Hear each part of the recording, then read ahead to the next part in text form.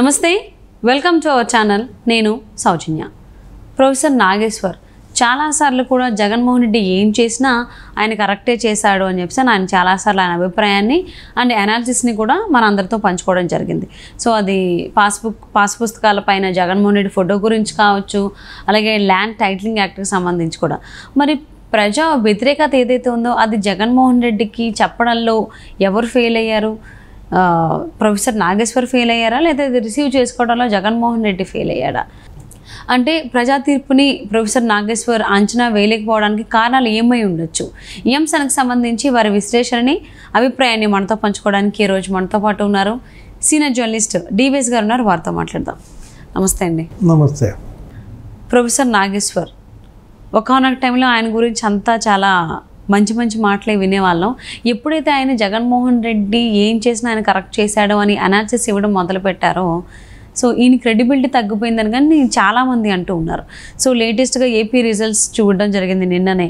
So ఏ విధంగా వచ్చాయో కానీ ప్రొఫెసర్ నాగేశ్వర్ ఏదైతే చెప్పారో దానికి కంప్లీట్ ఆపోజిట్గా ప్రజా తీర్పు రావడం జరిగింది. సో అంటే ఇక్కడ ప్రొఫెసర్ నాగేశ్వర్ అంచనాలు ఎందుకు తారుమారయ్యాయి? ప్రొఫెసర్ నాగేశ్వర్ జగన్మోహన్ రెడ్డిని అర్థం చేసుకోవడంలో ఏమన్నా అంచనాలు అటు ఇటు అయినాయా? అసలు ఏం జరిగి ఉండొచ్చు? ప్రొఫెసర్ నాగేశ్వర్ మనకి ఇంతవరకు కూడా తెలుగు 2 రాష్ట్రాల్లో కూడా చిరపరిచితులు. ఆయన ఏంటి, సామాజిక ఆర్థిక విశ్లేషకులుగా, ఆయన ఒక ప్రొఫెసర్గా, అనేక యూనివర్సిటీల్లో విజిటింగ్ ప్రొఫెసర్గా కానీ, లేదు 2 టైమ్స్ ఆయన కౌన్సిల్ ఎమ్మెల్సీగా చేసిన దీంట్లో చుక్కా రామయ్య వీళ్ళందరితో కూడా గతంలో ఆయన ఒక నిబద్ధత, సమాజం పట్ల ఒక బాధ్యత, ప్రజల పట్ల ఒక చిత్తశుద్ధితో మనం చూసిన దీంట్లో ఈ ఎన్నికల్లోనే మీరన్నట్టుగా ఆయన విశ్లేషణ వివాదాస్పదమైంది. దట్టు ఆంధ్రప్రదేశ్ రాష్ట్రం విషయంలోనే మరింత వివాదాస్పదమైంది. ఎందుకంటే ఆయన ఏదో జగన్మోహన్ రెడ్డికి వత్తాసుగా తన విశ్లేషణ ఇచ్చినట్టుగా, జగన్మోహన్ రెడ్డి చేసిన ప్రతి పనిని ఆయన సమర్థించాడని, ఆ పాస్ పుస్తకాలపైన జగన్మోహన్ రెడ్డి ఫోటో ఉంటే తప్పేంటని ఆయన ఏదో అన్నట్టుగా వెంటనే తెలుగుదేశం వాళ్ళందరూ ఆయన టార్గెట్ చేయటము, ఆయన కూడా వాళ్ళకి కోర్టు నోటీసులు పంపించటము, ఇలా ఏదో గందరగోళమైన దీంట్లో జగన్మోహన్ రెడ్డి ఘోర పరాజయం. మామూలు పరాజయం కాదు. అసలు దేశ చరిత్రలో ఏ రాజకీయ పార్టీకి రానటువంటి ఘోర ఓటమి. ప్రతిపక్ష హోదా కూడా రాని పరిస్థితి అక్కడ. మరి ఇంత ఘోర పరాజయం ముంగిట జగన్మోహన్ రెడ్డి ఉన్నప్పుడు అంత గొప్ప విశ్లేషకుడు దాన్ని ఎందుకని అంచనా వేయలేకపోయారు? అంటే జగన్మోహన్ రెడ్డిని బాగా అర్థం చేసుకున్నారు ప్రొఫెసర్ నాగేశ్వర్, ప్రజలను అర్థం చేసుకోలేదా? ప్రజల నాడి పట్టడంలో ప్రొఫెసర్ విఫలమయ్యాడు, జగన్ నాడి మాత్రం బాగా పట్టాడు అనే విమర్శలకే ఆయన ఆస్కారం ఇచ్చేటట్లుగా నాగేశ్వర్ గారి విశ్లేషణ వివాదాస్పదమైంది. జనరల్గానే సర్వే సంస్థలైనా, లేకపోతే ఎగ్జిట్ పోల్స్, ఈ ప్రీ పోల్స్, లేకపోతే ఆ పోస్ట్ పోల్స్, ఇవన్నీ కూడా అన్నీ కరెక్ట్ అవ్వాలని లేదు కదా. విశ్లేషకుడు చెప్పిందంతా నిజం అవ్వాలని ఉందా? ఆ విషయంలో ఆయనేమి అతీతుడు కాదు. ఆయన అంచనాలు కూడా విఫలం కావచ్చు.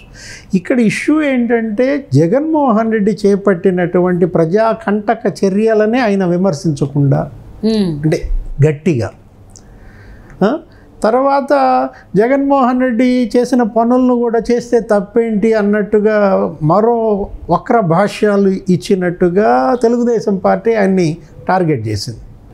దానికి ఆయన కూడా కొంచెం నొచ్చుకున్నట్టుగా మనం చూసిన ఉదంతాలు ఉన్నాయి. ఆయన ఒక్కడే కాదు, కొంతమంది జర్నలిస్టులు, సీనియర్ జర్నలిస్టులు, మనం కొమ్మినేని శ్రీనివాసరావు కావచ్చు, తెలకపల్లి రవి కావచ్చు, దేవులపల్లి అమర్ కావచ్చు, వాళ్ళంటే ఈ చివరి 2 జగన్మోహన్ రెడ్డి వల్ల వాళ్ళు లబ్ధి పొందారు.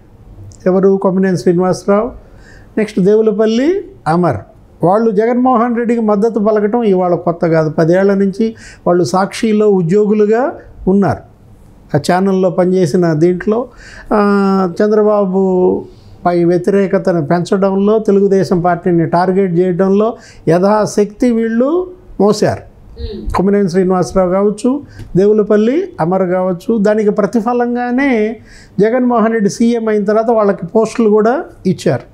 ఈయన ప్రెస్ అకాడమీ చైర్మన్ చేశారు.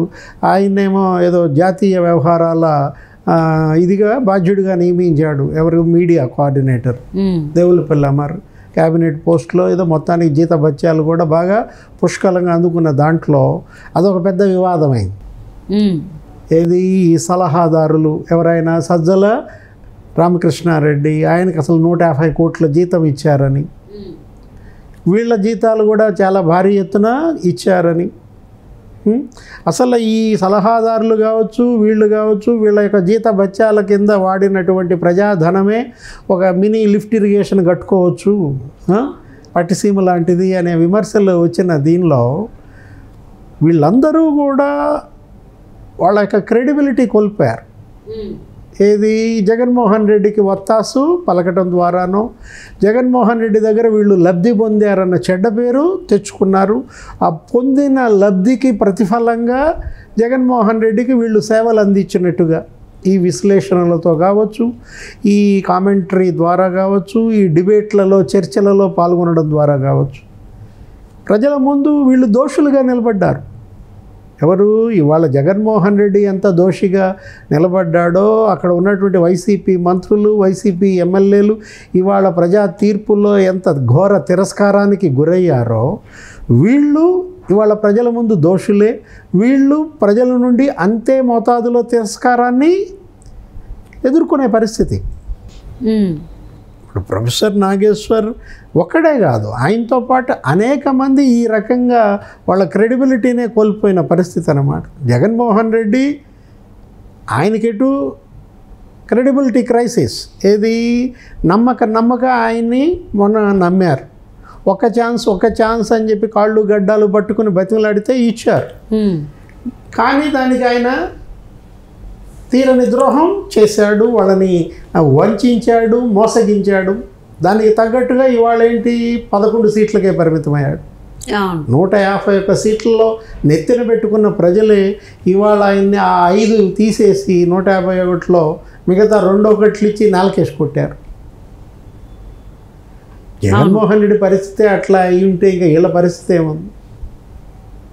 అంతే. అంటే ప్రొఫెసర్ నాగేశ్వర్ జగన్మోహన్ రెడ్డికి సంబంధించి మాట్లాడడం అంటే ఆయన పాజిటివ్గా మాట్లాడడమే తప్ప ఆయనకు సంబంధించి జనాలు ఏమనుకుంటున్నారు ఏంటని ఆలోచించేటువంటి దాంట్లో లేరనుకోవచ్చా? అంటే ఒక నాయకుడికో ఒక పార్టీకో పూర్తి వత్తాసు పలకటం ద్వారా ఒక వ్యక్తి తన పరపతిని కోల్పోకూడదు. ప్రజలు తనపై ఉన్నటువంటి చూపినటువంటి నమ్మకాన్ని, గౌరవాన్ని కోల్పోకూడదు. అది ఇక్కడ ట్రాజడీ. ఏది? ఇవాళ జగన్మోహన్ రెడ్డితో సంబంధం లేకుండా, చంద్రబాబుతో సంబంధం లేకుండా, కేసీఆర్, రేవంత్ రెడ్డి వీళ్ళెవ్వరితో బేరీజు వేయకుండా నాగేశ్వర్ అంటే అతను ఒక బ్రాండ్గా మారాడు. ప్రొఫెసర్ నాగేశ్వర్ అనగానే మేధావి వర్గము అనేక మంది ఆయన యొక్క వీటిని చూసే పరిస్థితి, వినే పరిస్థితి, ఆలకించే పరిస్థితి, ప్రజలపైన ముద్ర వేయడం, ఇదంతా కూడా ఏంటి? రిజిస్టర్ చేయటం అన్నమాట. ఇంత నమ్మకాన్ని, విశ్వాసాన్ని మీరు మీ స్వయం కృషితోనో మీ మేధస్సుతోనో మీరు పొందినప్పుడు సామాజిక బాధ్యత అనేది ఒకటి ఉంటుంది. దాన్ని దాటకూడదు. ఏది? మన బాధ్యత ప్రజల పట్ల, సమాజం పట్ల మనం ఎంత స్థాయిలో నిర్వర్తించామనే ప్రశ్న మనల్ని మనం వేసుకోవాలి. సో మరి ఇప్పుడు ప్రొఫెసర్ నాగేశ్వర్ జగన్మోహన్ రెడ్డి గురించి మాట్లాడినవన్నీ కూడా అబద్ధాలు అని, అవి ఫేక్ అని అర్థమైపోయింది ప్రజలందరికీ కూడా. సో ప్రజా తీర్పుకు సంబంధించి చూసి మరి ప్రొఫెసర్ నాగేశ్వర్ అలా అని మనం ఆయన ఫేక్ ప్రొఫెసర్ అనకూడదు. ఆయన చెప్పి ఆయన్ని ఫేక్ అనట్లేదు. అంటే ఆయన ఏదైతే అనుకున్నారు, అంచనాలు వేసుకున్నారు, అవన్నీ తారుమారు అయిపోయినాయి. సో అవన్నీ ఇప్పుడు అబద్ధాల కిందే కనిపిస్తున్నాయి అందరికీ. ఆయన చెప్పినప్పుడే అందరూ ఈయనండి ఎలా చెప్తున్నారు, బాగానే ఉండేవాళ్ళు కదా, ఇది అబద్ధం తెలిసి ఈయన ఎందుకు చెప్తున్నారని చాలామంది అభిప్రాయపడ్డారు యాక్చువల్లీ. సో వినడం జరిగింది మనం చాలాసార్లు. మరి ఇప్పుడు తీర్పుకు సంబంధించి మనం చూసినట్లయితే వాళ్ళని మనం కుహనా మేధావులు అనకూడదు మళ్ళీ. ఎందుకంటే మేధావులే తప్ప మళ్ళీ కుహనా మేధావులు అనే పదం ఏంటి? అది తప్పు అన్నమాట. అవును. సో మరి ప్రొఫెసర్ నాగేశ్వర్ ఈ ఏపీ ప్రజా తీర్పుకు సంబంధించి దాన్ని ఎలా తీసుకుంటున్నారు, తీసుకుని ఏ విధంగా అనేది ఇంకా ఆయన ఏం ఒపీనియన్ బయటికి చెప్పలేదు ఇంకా. సో మరి చూద్దామండి మరి ఈ ప్రజా తీర్పుకు సంబంధించి ఆయన ఏం విశ్లేషణ ఇస్తారనేది. Thank you so much TVS గారు.